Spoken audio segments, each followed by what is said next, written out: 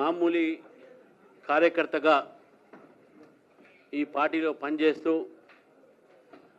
సైకిళ్ళ మీద తిరిగి పోస్టర్లు అంటించి బ్యానర్లు కట్టి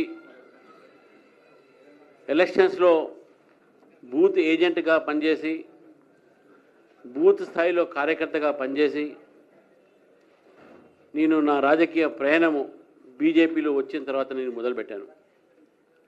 విద్యార్థి పరిషత్లో ఉన్న సమయంలో ఆ రోజులో ఉన్నటువంటి ఒక యాక్టివిజము అది భారతీయ జనతా పార్టీలో చేరిన తర్వాత కూడా నేను అది కొనసాగిస్తూ ఈరోజు కేంద్ర ప్రభుత్వంలో ఉన్నటువంటి ఒక భారతీయ జనతా పార్టీ నేతృత్వంలో ఎన్డీఏ ప్రభుత్వం దాదాపు 14-15 రాష్ట్రాల్లో భారతీయ జనతా పార్టీ స్వయంగా ప్రభుత్వం ఏర్పాటు చేసి 6 రాష్ట్రాల్లో కూటమితో ప్రభుత్వం ఉండి మరి అటువంటి పార్టీలో నేను కార్యకర్తగా పనిచేస్తూ ఈరోజు మా పార్టీ మా అధిష్టానం మా నేతలు నా మీద విశ్వాసం పెట్టి కార్యకర్తకు అధ్యక్ష పదవి ఇచ్చినంటే ఇది కేవలము కార్యకర్తగా నేను పనిచేసినటువంటి ఒక పనిని చూసి నాకు ఈ యొక్క అవకాశం ఇచ్చింది నేను భావిస్తూ ఉన్నాను.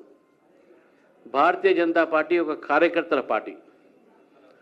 భారతీయ జనతా పార్టీ ఒక కార్యకర్తలు లక్షలాది మంది ఉన్నారు. ఈరోజు తెలంగాణలో 40 లక్షల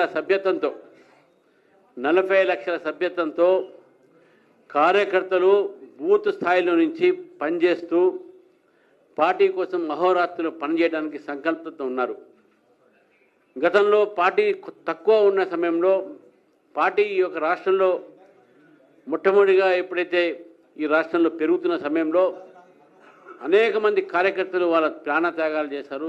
వారి యొక్క అన్ని రకాలుగా కుటుంబ త్యాగాలు చేశారు. ఎన్నో త్యాగాలు చేసిన తర్వాత పార్టీ ఈరోజు ఇంత దూరం వచ్చింది.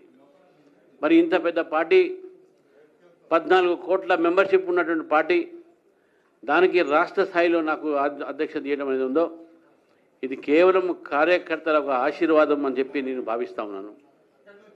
నేను మహోరాత్రులు కూడా కార్యకర్తగా పనిచేస్తూ కార్యకర్తలను కూడా నేను మీ ద్వారా కోరుతా ఉన్నాను. తెలంగాణ ప్రజలు భారతీయ జనతా పార్టీ చూస్తూ ఉన్నారు.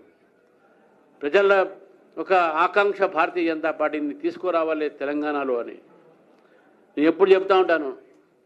కాంగ్రెస్కో బీఆర్ఎస్ ఈ 2 పార్టీలు కూడా ఇక్కడ పరిపాలించినటువంటి అవకాశం దొరికింది.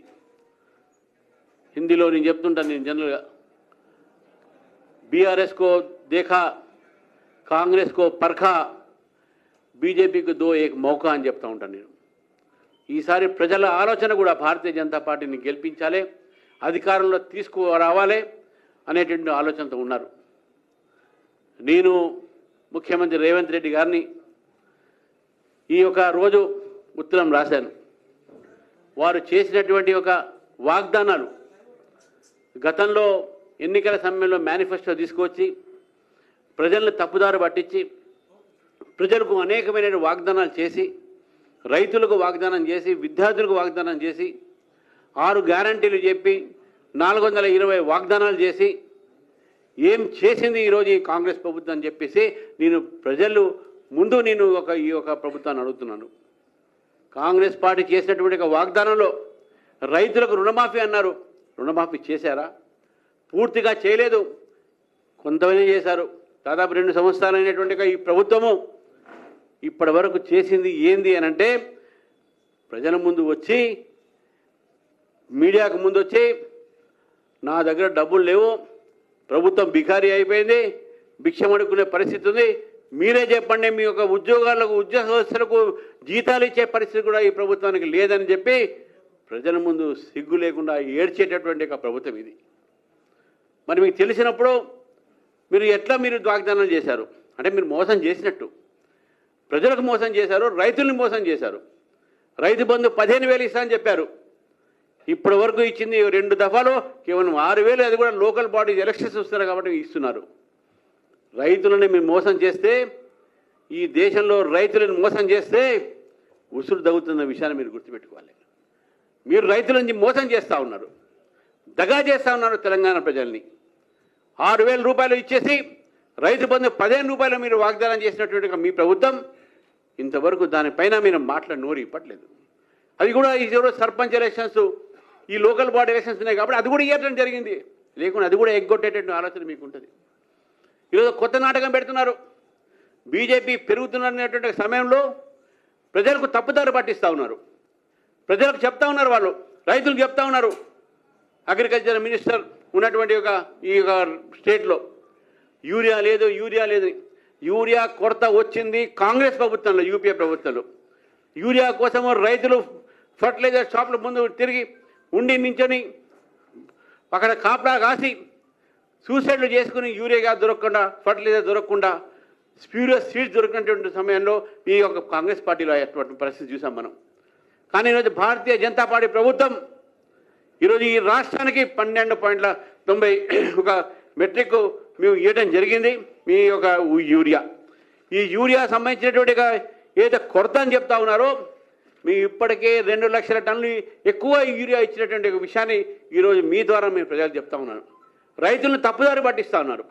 రైతులకు సరైన సమాచారం ఇవ్వట్లేదు. దీనిపైన మీరు చర్చకు సిద్ధం అంటే భారతీయ జనతా పార్టీ దీనిపైన చర్చకు సిద్ధం ఉంది. మీరు యూరియా ఇచ్చినటువంటి 2 లక్షల టన్నులు మీకు యూరియా ఎక్కువ ఇస్తే మా దగ్గర యూరియా లేదని చెప్తున్నారు. ఎక్కడ పోయినాయి మీకు కేంద్ర ప్రభుత్వం ఇచ్చిన యూరియా? ఏం చేశారా? యూరియాని మింగారా, తిన్నారా? రైతులకు యూరియాలు వేయలేని పరిస్థితి కేంద్ర ప్రభుత్వం ఇచ్చిన తర్వాత కూడా ఈ రకమైన పరిస్థితి ఈరోజు తీసుకొస్తారు. అసలైన తొలి వెలుగు. ఫాలో వాట్సాప్ @తొలి వెలుగు అఫీషియల్.